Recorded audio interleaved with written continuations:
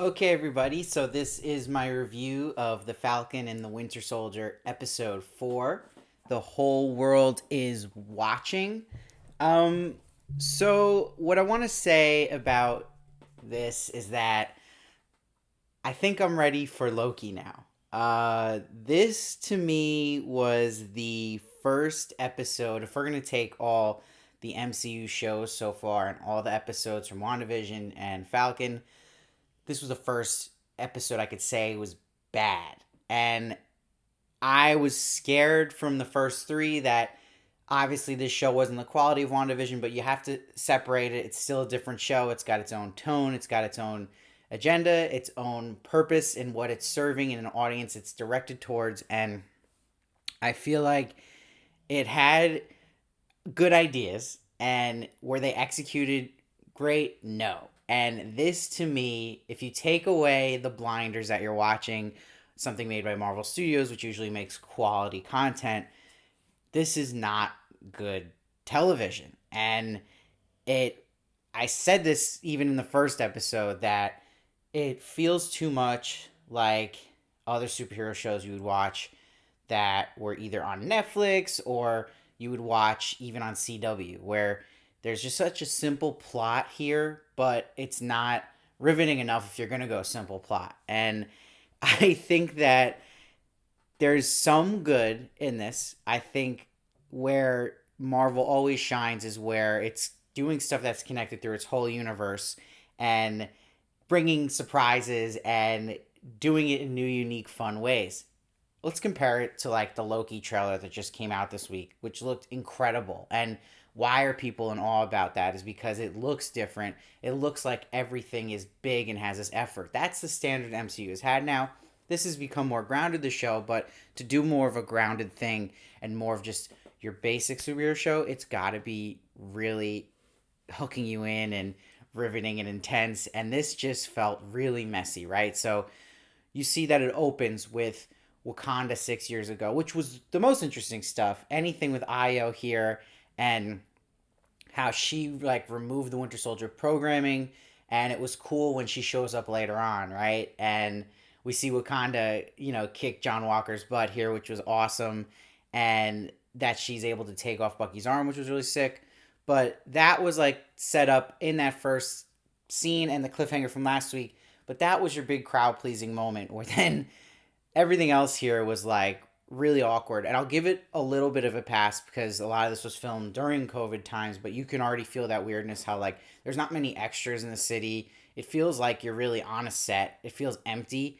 And I also thought there was some really strange things that did not work. I mean, even everything with Zemo here wasn't clicking like last episode, and the whole Turkish delight thing with the candy and the kids, it came off actually more creepy than funny. I didn't think that was really effective, and it's very like lowbrow humor that it's getting tiresome and it's not hitting, and the jokes in Falcon on the Shoulder really haven't been hitting that well. And I think everyone like sees in the trailer like, oh, Anthony Mackie and Sebastian Stan are this great chemistry, and at the end of the day, it really hasn't really clicked as much as I thought it would. And I saw this great tweet. I can't give the name. I'm forgetting it by a commentator, but I totally agree where they said that, it feels like the actors of Sebastian and Anthony Mackie aren't actually even really buying into this or enjoying the characters they're playing at the moment. And I really felt that, especially with Anthony Mackie in the scenes he had with Karli, where I think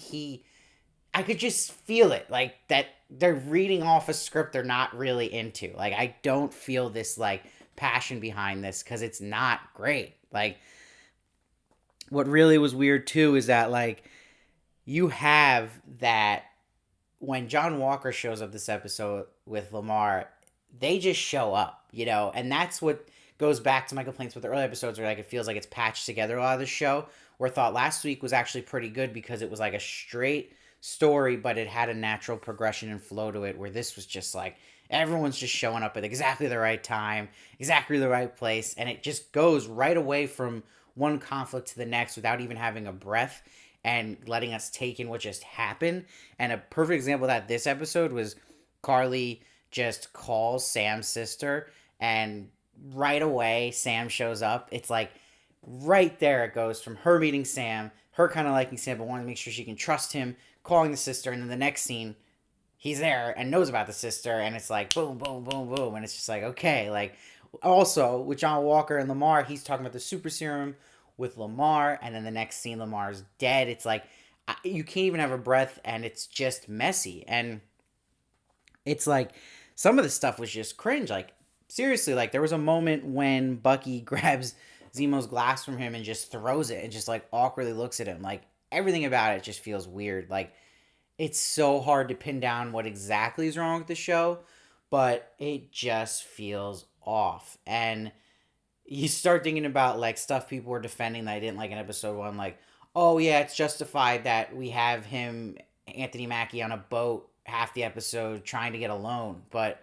where are we getting payoff for that? That really wasn't great character building. It kind of left that. If they're going to give us all that time they did episode 1 to Bucky in therapy and Sam on the boat, like, we're not getting any more of that in the past 3 episodes, and then it just doesn't make sense. Like, where is the long goal here? Where's the vision, right? And also, it's like, where's Guerrero? You know, everyone loved him in episode 1. He was really like a fun, likable character, which this show definitely needs more of. He's gone. He's just left the boat. Like, I don't know what he's doing. Um, it's just strange. And then even some of the writing's so on the nose, because they're like, when Sam's sister's like, my world doesn't matter to America, so why should I care about its mascot? There's been a lot of lines like that, and you know what the show's themes are from the beginning, right? And the problem is that it's just like the writers here of this show just thought, like, you know, we are going to do this story, but we're going to have it that it's a different Cap that's going to be next, and how people react differently to the Shield.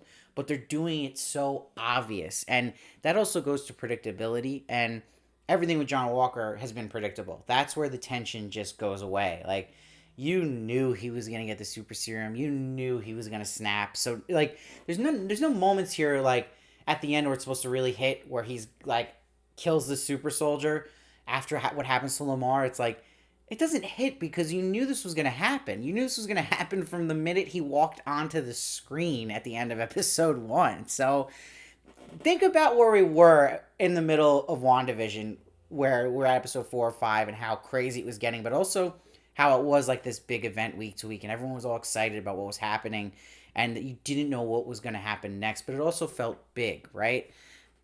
This doesn't have that effect. I think this show would have actually been better if it was the binge format. That's how this story's kind of been rolling. They're trying to make it like with these cliffhangers, like it'd be week to week. It's not working that way. I feel like it's actually hurting it. And I don't say that about a lot of shows. I actually prefer usually the week to week. But this is where I feel like maybe this is a better show I would have enjoyed on Netflix, where I can just roll through this Flag Smasher storyline and kind of get through some of this sloppiness that I'm watching on screen. So I have huge standards for MCU. That's why I sound very hard on this. They've set it up that way, and they know that, you know. And I feel like they've even backed down and brought back the hype and promotion on Winter Soldier, Falcon and Winter Soldier in general of recent weeks. Like, they're not giving trailers any weeks. It doesn't feel that same push they're doing, and I don't know if they believe in it as much as they did with WandaVision, or as much as they've been pushing Loki and having Loki's trailer even overshadow Falcon and Winter Soldier this week. But, you know, I'm interested to see how they're going to finish the last 2 episodes. It feels like they're actually wrapping the story with Karli and the Flag Smashers and leaning more towards John Walker, but the show, again, can't really make up its mind in which one they really want to make the main force that's the antagonist to Sam and Bucky. And that even goes to with what's happening with this power broker, who was really leaned into last episode, and kind of, okay, that was mystery, like, who is this guy? And then they really don't progress that at all this episode. And we only got 2 episodes left, so it just is like mostly forgettable. I think if you look at an episode like this, I think, what will I remember? I'll remember the moment with Wakanda. That was really just sick and different and cool. And then, yeah, John Walker's bad. Okay, and Falcon's connecting to Karli. We could also see that coming a mile away, because that's been the theme laid out already. So she's already been developed as this gray villain, right? So, again, just the way they had to get Falcon to her was sloppy. The way they just appear and had people in one room and the others in the other room, like the followers of Karli, and it's just awkward. Everything about it is awkward and forced, and I feel like it just shows even on the actors' faces. But who knows? That's me. I'm probably pissing a lot of people off saying this, but I'm just gonna say what I feel, and it's just a bad episode. I'm gonna give it a 5.7. Let me know though what you thought down below. I'd love to hear your thoughts. I read every comment, try to respond as many as I can. Maybe you loved it. Maybe you think I'm crazy. I'd love to hear that as well, or maybe you agree with me. Let me know. And yeah, I'll be doing a live review every week of Falcon and the Winter Soldier, and of course Loki. So make sure to subscribe and follow me at Steve Varley Show on Twitter and Instagram for more of me. And I'll see you next time.